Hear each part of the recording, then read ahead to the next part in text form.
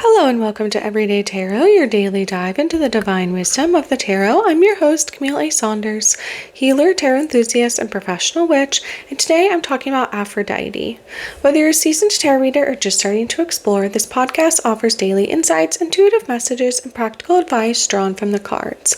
Each episode is designed to help you connect with your inner wisdom, find clarity in your decisions, and tap into the energy of the universe. Tune in every day, Monday through Friday, for fresh perspectives and empowering guidance from the tarot as interpreted by me. If you love the show, the best way to support it for free is by listening daily, leaving a review, and subscribing or following in your favorite podcast app.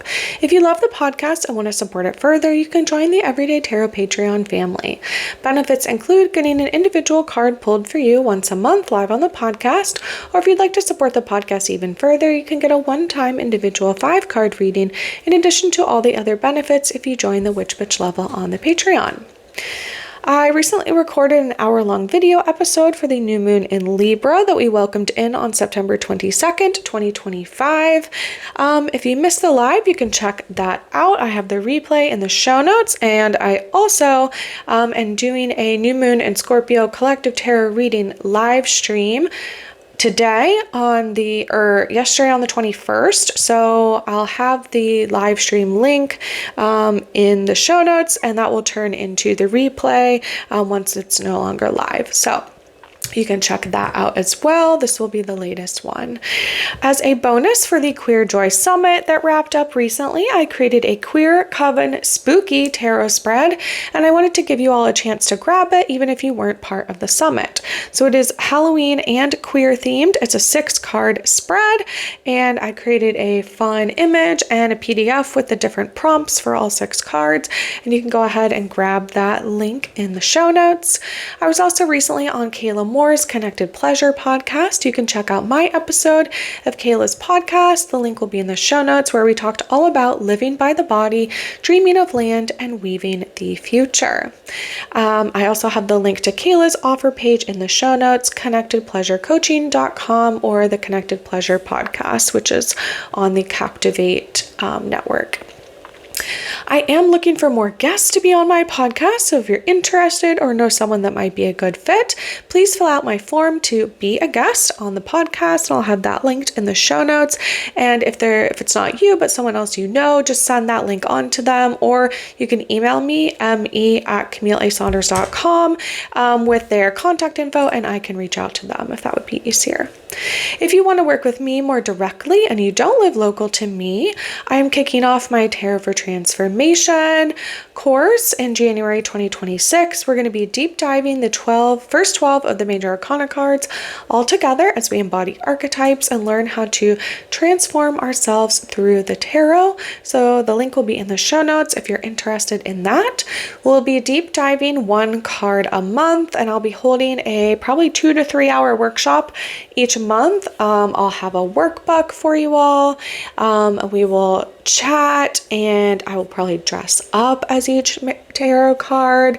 And we'll have sort of like a ritual workshop each month to talk about the card, how it's coming up in our lives, how we can integrate the messages of each archetype of the major arcana cards for ourselves, and how it's going to impact our lives outside of the tarot universe. So I'm very excited to be kicking that off in January. If you don't already know, I am a sex and relationships therapist and coach, and I see individual and relational clients virtually all over from my home office. I love working with queer, poly, and witchy clients. So if you'd like to work with someone that doesn't judge you, is witchy just like you, and helps you learn how to deal with anxiety, chronic pain or illness, communication issues, self-advocacy, and sex, head to my website and book a free consultation now to start your journey. And that's at CamilleASaunders.com. If you've heard me talk about creating your own tarot cards, and you feel like, oh, that sounds fun, but I don't have any art skills, no worries. You can learn how to craft your own cards with collage. So you can get my full workshop, which includes an hour-long recording with my step-by-step method, examples of 30 of the tarot cards I've made, a list of supplies that I like to use or that I recommend, all of which can be found at the dollar store or perhaps in your own craft cabinet at home, journaling questions to help you figure out how you want to craft your cards and get some inspiration flowing. And then if all else fails, a PDF to walk you through it for just $33. So you can grab that in the show notes as well. If you're interested in my 2025 5-card tarot spread I created just for you, my lovely listeners, at the beginning of this year, you can get that by joining my newsletter list. So my weekly newsletter always has the most up-to-date info on upcoming events, presentations, musings, and info and photos of my day-to-day life.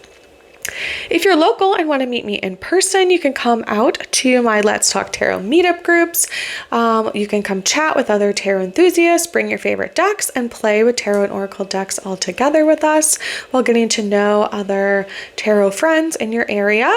If you're interested in celebrating the full moon and doing more of a ritual, I'm holding full moon women's circles for the rest of 2025. You can join my colleague Izzy and I under the glow of the full moon for an evening of connection, reflection, and ritual. We'll be meeting at Thresholds Collective in Tacoma the first Sunday of the month to welcome in the full moon together, and the next dates are November 2nd and December 7th. Tickets are already up for both of those, so go ahead and get that on your calendar now and grab those tickets.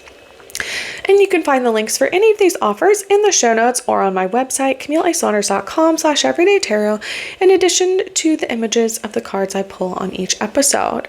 All right, so welcome to season 16, where I'm talking about queer deities. If you haven't listened to my other seasons yet, you can check those out.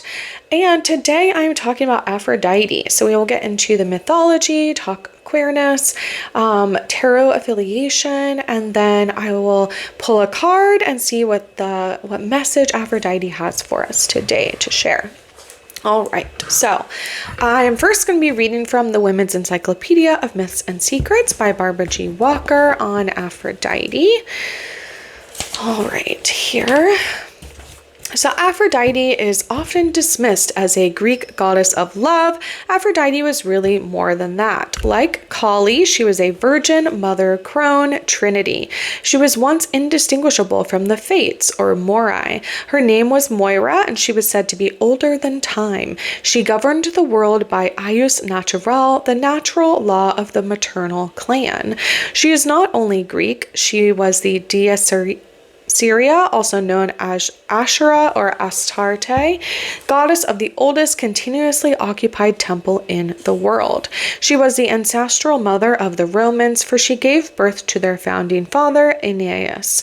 Under the name of Venus, she was the mother of the Veneti, whose capital city became Venice, called Queen of the Sea after the goddess herself.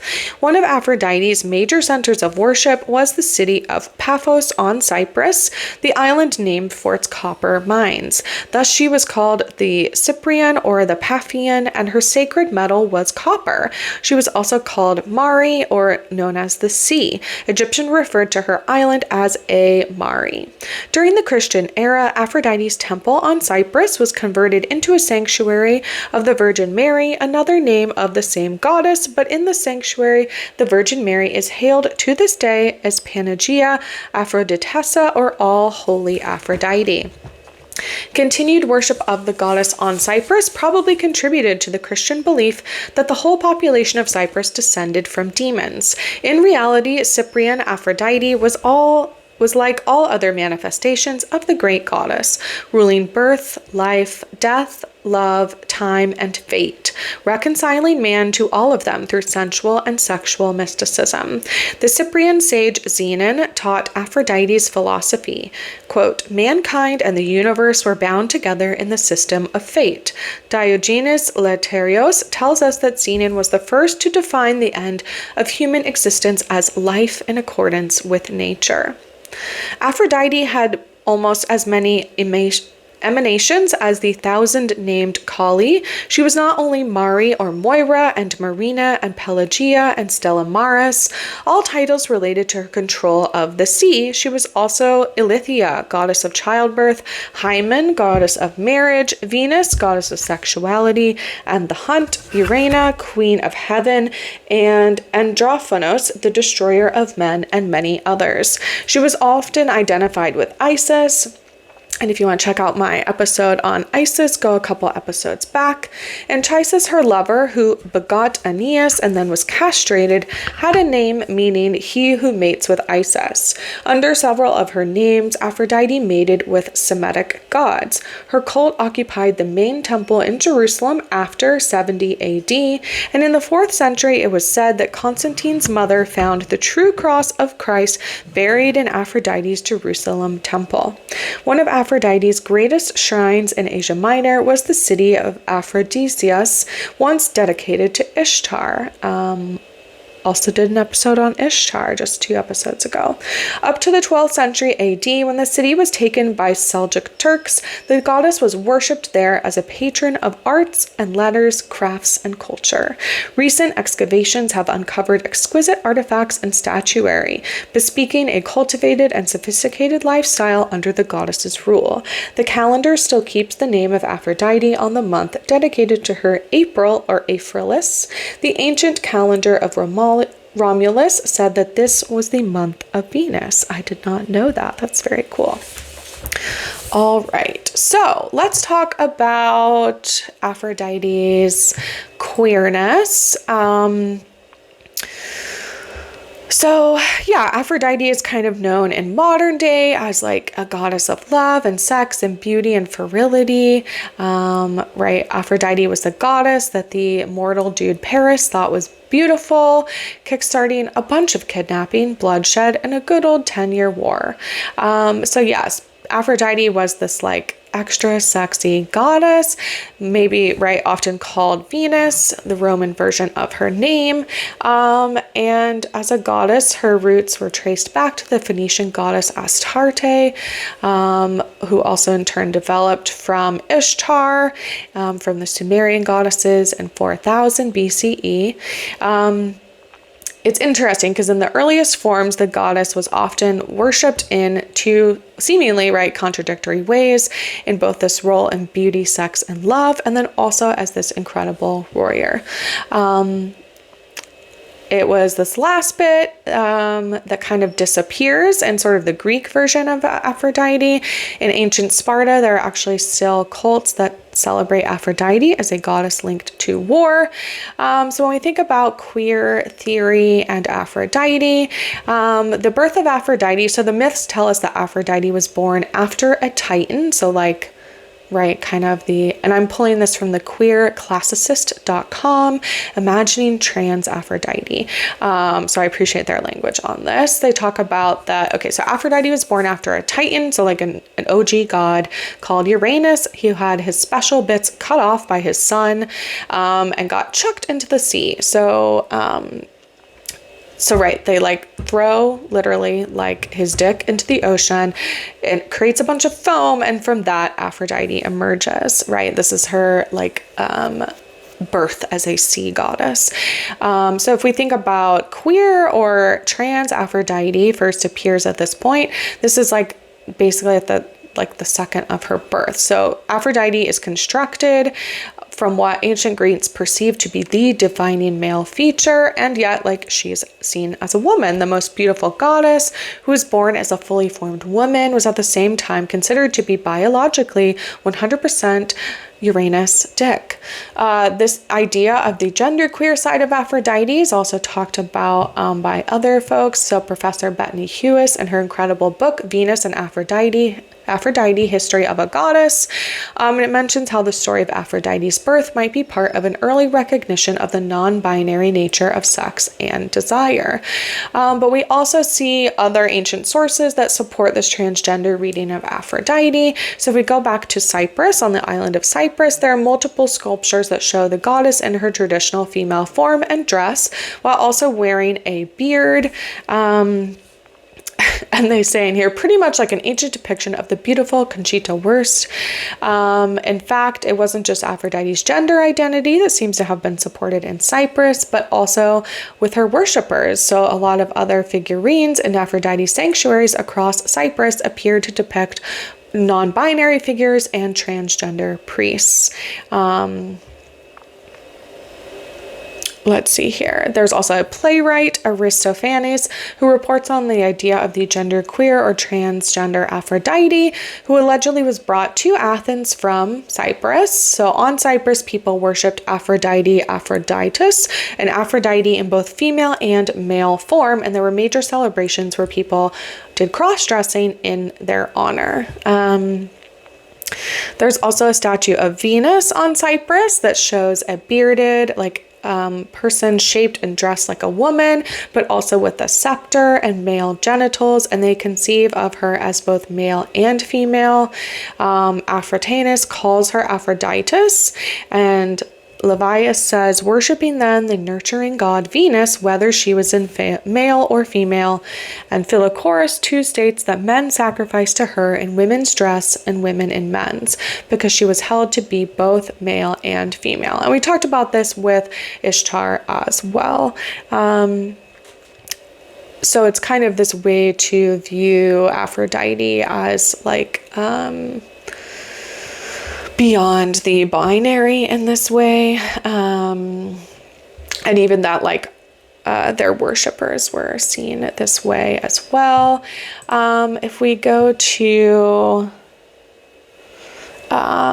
Sophie Strand on their Substack talking about Aphrodite beyond binaries, they speak about again that So Aphrodite is the Greek version of the older Sumerian Babylonian Astarte and Inanna, which are also like Ishtar, and has never strictly been just a female goddess. Like we would maybe label it now again as like trans or non-binary or intersex. Let's see, what else can we add here?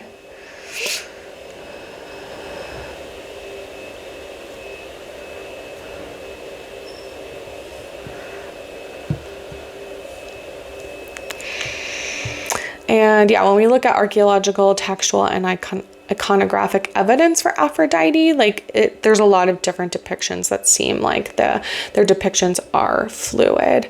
And the worship of Aphrodite may even predate the Olympic pantheon by several thousand years. So in the Greek Olympic pantheon, which is in the 8th century BCE, where she gets mentioned in Homer in the Iliad, or by Homer in the Iliad. But again, she sort of became Aphrodite from some of these older goddesses, like Astarte and Sumerian goddess Inanna. And these were all sort of like love and war goddesses. Like Inanna, like I said, goddess of love, justice, war, and procreation. What else here?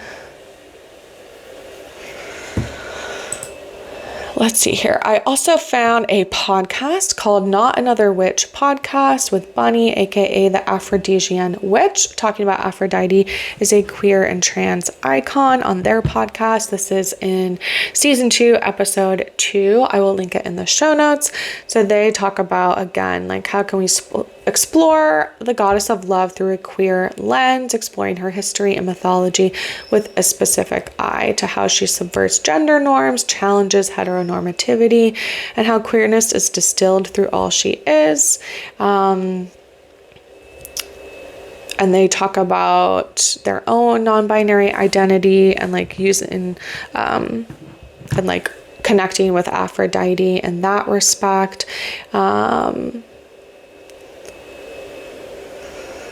And that there also is this depiction of Aphrodite as Aphroditos, the male version of the goddess. She also had a child, Hermaphroditus, and her lover Adonis, who could be read as non-binary as well. And so, yeah, if you want to listen to a whole nother podcast episode about queering Aphrodite, you can check out that podcast. I found it on Apple Podcasts, but I will link to it as well. They put out their episode November in 2023. And again, sort of with Aphrodite, because of how she gets talked about. Like there's, because of the love aspect, like she gets spoken about as heterosexual a lot of the time. But when we look really at the mythology, there's all these other depictions, like I said, right, in iconography, so in like sculptures and different depictions, and then also in the mythology. And also, yeah, so through her own children of Aphrodite, there is like other like queer attraction. So Eros is her son by Ares, had affairs with men as well as women, as did many of the Olympian gods. Let's see.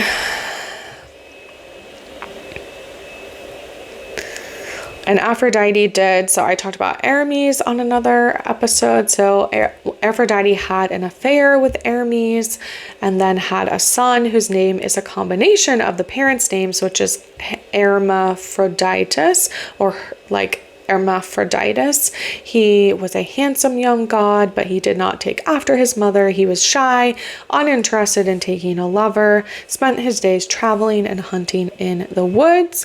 He comes upon a nymph at the pool, Salmachus, and fell in love with him. And Hermaphroditus was like not interested in marriage, wasn't about to marry this strange nymph that they had just met. And yeah, Salmachus really wanted to be with them. And so Salmachus sort of threw up her arms around Hermaphroditus, prayed loudly that they would never be separated, and some unknown god answered her prayer. But it didn't work out quite as she wanted. Their bodies fused, and they became neither male nor female, but the first hermaphrodite, possessing both the physical aspects and souls of both genders. So that shocked Hermaphroditus, and he prayed to his parents, and then that like they didn't want to be the only person in the world that embodied both genders in this way. And so Aphrodite cursed the pool of Salmachus, making the same thing happen to anyone who bathed in it. She also gave him wings and an honored place in the ranks of Erotes. So that's very interesting as well. That sort of like this was a way for other people to embody or transition into another identity. And this was pulled from the Temple of Athena blog on Aphrodite and the gay and transgendered reading of them. So when we think about Aphrodite and tarot cards, I think the Empress is an obvious one because that is also affiliated with Venus a lot of the time, right? Some people would say probably the Lover's card, although like, again, the Lover's card isn't always just about like two people in love. It is sort of this like, actually, yeah, fits well because it is sort of this like entwining of duality, and sort of like opposites. Again, often on the card, there's literal like entwining, or they're sort of like balancing each other on the card, or they're mirrored. I could see also like the Two of Cups, which is sort of the more traditional like love card in the tarot deck, as well, being associated with Aphrodite in this way. So let's see what message Aphrodite has for us to share. I'm going to, where am I going to pull from? I think I'm going to pull from the Norse Goddess Rune Oracle by Rebecca Joyce Stark and Sharon McLeod.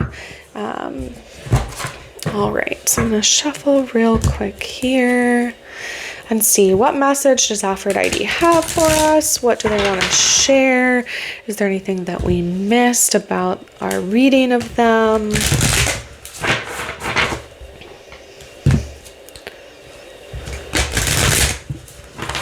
Okay.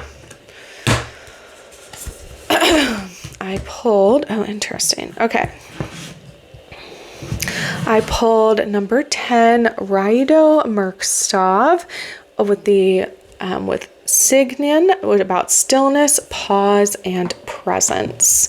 All right, so let's look here. I have not pulled this card before. It says, I am Signian, brave of face, enduring love's pain, I stand in place. Cherish each moment, be present each day. May Rido Merkstov help you on your way. So Signian is the beloved mother of Narfi and Vali. Signian is the goddess of fidelity and a friend of victory. So we have, right, the kind of like war side of things, the warrior part. And Signian is the much beloved wife of Loki, who remains faithful to her husband until the very end. Loki is known as a trickster god and meets his punishment when his treachery led to the murder of Baldar, the god of light. Loki is taken to a cave where his son, Vali, is turned into a wolf and kills his brother, Narfi. Narfi's entrails are fashioned into a bind where Loki is bound to 3 rocks and a snake is placed above his head to continuously drip poison on his face, the ultimate torture inflicted upon him by those who he betrayed. Signian, Loki's faithful wife, who had just witnessed the death of her son and the horror of torture placed upon her husband, does not seek revenge, nor does she have time to grieve. She remains ever true to her oath and, placed beside Loki for a bowl, catches the snake venom as it drips down to prevent further pain being inflicted on her beloved. Signian cannot move, and she remains in place, ever fulfilling her duties as Loki's wife. When the bowl is full, Signian moves momentarily to empty the venom, and by doing so, drips fall upon Loki's face, causing him to writhe in pain with such force that the mountains shake and the earth quakes. Signian remains by Loki's side, enduring his pain with him, living each breath in the moment beside the one she loves. She is ever present, and her stillness represents her dedication and undying love. What a tale. And this, like, the image depicts her with the bowl underneath the venomous snake in a cave. So Rido Merkstov is the rune of stillness. For the Vikings, travel was vital for establishing trade, conquering new lands, and finding settlements to provide for the needs of the community. While they were not trading and raiding, they resumed their day-to-day life as important community members such as smiths, farmers, and boat builders. Rido Merkstov reminds you to bring your attention back to the present moment, pause, and breathe. Worry less about the future and where you wish to be. It is time to live in the now. It is not time for moving ever onwards at a rapid pace. The reversal of this rune puts a blockage in the way of the journey in order to bring appreciation for what you have right now. It is a sign to count your blessings. Reflect on the journey so far, but do not live in the past. Your road has led you to this very moment, and it is time to appreciate what you have and what you have learned. It also warns of travel or long journeys, as there may be unforeseen risks involved. It is significant in its caution to remain at home and to enjoy the daily pleasures of life. While Rido is the rune of journey, reversed, it brings you back to the comfort of home. Rest, put a pause on your life, take a break from the repetitive cycle of daily life, and do something that brings you peace and allows you to be fully present in the moment. So mindfulness and meditation can be valuable at this time, for you could be missing the signs that your journey is about to change paths. So be still, be present, and breathe. All right. Well, that felt like a very clear message. So thank you, Aphrodite, for that. If you'd like to join me on the journey of using the tarot for transformation, you can click on the link in the show notes to indicate your interest, and I'll get you more info. Links for the tarot decks I talk about will always be in the show notes and on my website if you'd like to look at them or purchase them. And thanks for joining me today on Everyday Tarot. Just as a reminder, the podcast will come out daily, Monday through Friday, for all of 2025. You can email me, me@CamilleASaunders.com, with your thoughts, questions, and more. All right, see you soon. Bye-bye.